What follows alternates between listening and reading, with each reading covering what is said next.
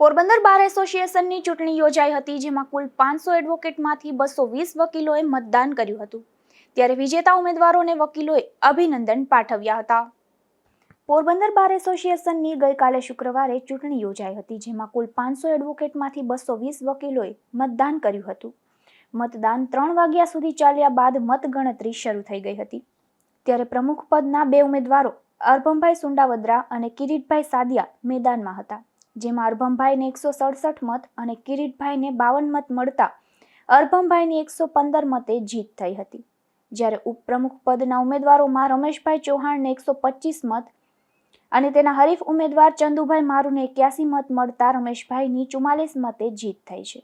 એ સિવાય સેક્રેટરી પદના વિજેતા ઉમેદવાર દેવશી મોઢવાડિયાને 109 મત મળ્યા હતા, જ્યારે તેના હરીફ ઉમેદવારોમાં દીપક સાદિયાને 37, જગદીશ ભાદરકાને 12, કેયુર જોશીને 7 મત અને હર્ષ લાખાણીને 49 મત મળ્યા હતા।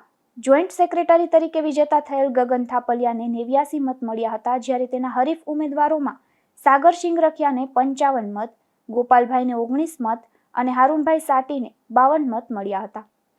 ઉલ્લેખનીય છે કે ટ્રેઝરર તરીકે લક્ષ્મીબેન સિંગરખિયા અને જોઈન્ટ ટ્રેઝરર તરીકે નયનકુમાર જોશીની ચૂંટણી અગાઉ જ બિનહરીફ વરણી કરાઈ હતી।